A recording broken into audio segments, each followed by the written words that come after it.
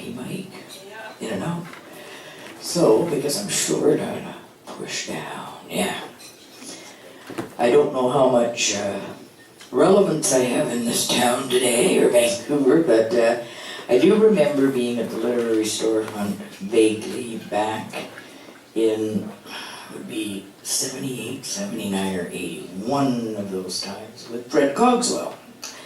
So that was my introduction to the Literary Storefront. I thought it was a wonderful place, and then I kind of changed horses in midstream and went into the music business, so I didn't get back there too much, but then being such a changeable person, I changed horses again and came back to poetry. So Trevor and I actually went to the same school. Yesterday we had a Fred Cogswell Excellence in Poetry Award, and we had his daughter there, which was very nice. And because Fred spent a lot of time at the storefront, I wanted to read a poem by Fred. And it's called A Respect for a Poet. When he is dead at last, do not remember what he did and say, in this he was good or wise, that sin in him was hid. Deeds find a way to sink down time's dissolving sea that drowns both bad and good, all bodies and their memory. Say rather, he carved poems from the liquid hours that ran and froze epiphanies in words that all who read can scan. That was a Fred Cogswell poem, and great man. Lots of great people here today. So Trevor, we did, I guess it was about 4 years ago up at the New West Public Library, we did National Poetry Month event together, and Trevor was looking through one of my books on the side panel, and he called me over and he said, boy, that's a great line. He said, I really liked that line. It was a commissioned poem I'd done for Armistice Day in New West, and there was one line in it, and he said, that line, and it was that, those architects of liberty. And he said, I just love that. Now, 4 years later, this year, I was asked by Patricia Sinclair, somewhere in Toronto or Ontario or Quebec, she's doing a big memorial over in France for Vimy Ridge, April 9th, 2017, so she asked me to write a poem for that also. They're going to read some Canadian ones. What's happening?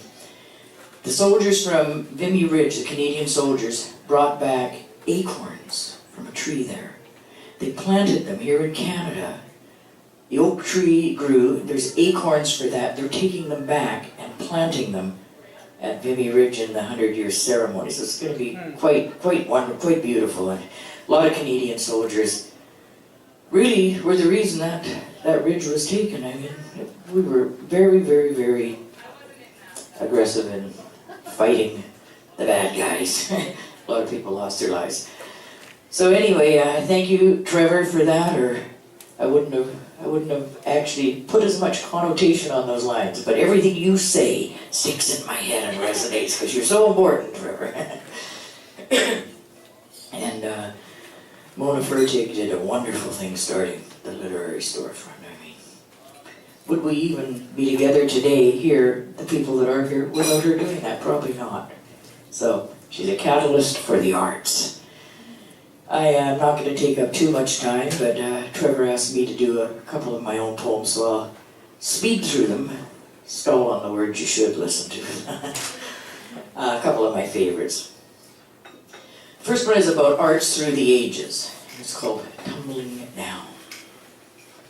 Shakespeare said it with pen and ink and inspiration's golden link, and the words came tumbling down. In sonnets and plays, prose and verse, theaters and traveling minstrel shows, his passion still rages and spills from the pages onto the glitter of sound sets and stages, tumbling down still, tumbling down.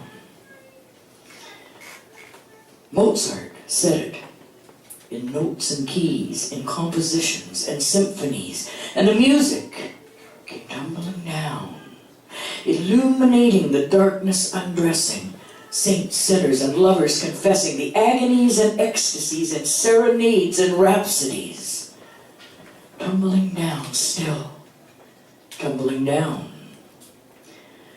Michelangelo said it with paints and brush, guided by an angel's touch. And the colors came tumbling down onto the Sistine Chapel ceiling. Saints, cherubs, and angels kneeling in a masterpiece of holiness, saving grace, and forgiveness. Tumbling down, still tumbling down. Artists, musicians, poets, and sages, droplets of gold on history's pages, tumbling down throughout the ages. Their world of beauty surrounds us still. Their legacy is a living will, tumbling down, forever tumbling down.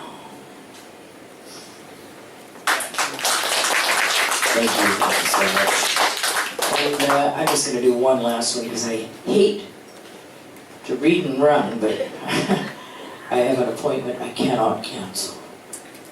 It's almost as important as an appointment with God, but not quite. Anyway, this one has been my signature poem for a long time, one of my favorites. I love the visual when I wrote it. It's called Ink Stain in the Rain. I carelessly left some papers out on the patio table and rain had fallen on it. And I ended up, I couldn't read hardly anything on it anymore, but it looked quite beautiful because the ink became lighter and darker and swirling, and it just was lovely. I almost wanted to add some red ink to it, but I didn't. Anyhow, I wrote this poem called Ink Stain in the Rain. The cold wind rapes and scrapes the soft, subtle satin drapes in the cave of evening shade.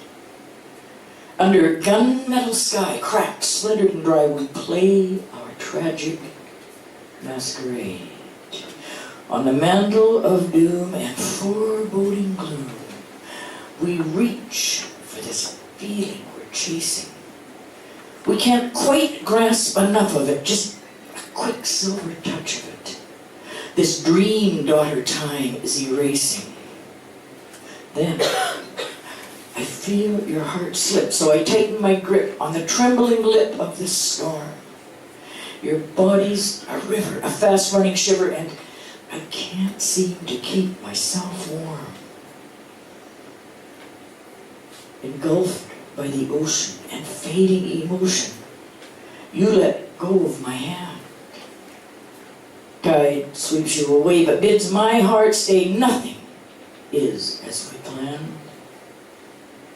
Waves wash me ashore, lips parched evermore, never to taste yours again. Love letters in pain, left out in the rain, became a fading ink stain. Now, days without sun, the moon has come undone, and I've become the rain. Thank you so much. Thank you for including me, Trevor. I'm so happy I bought the book. Please, everybody buy that book. It's great. And the glossy pictures just excite me so much. Do buy the book.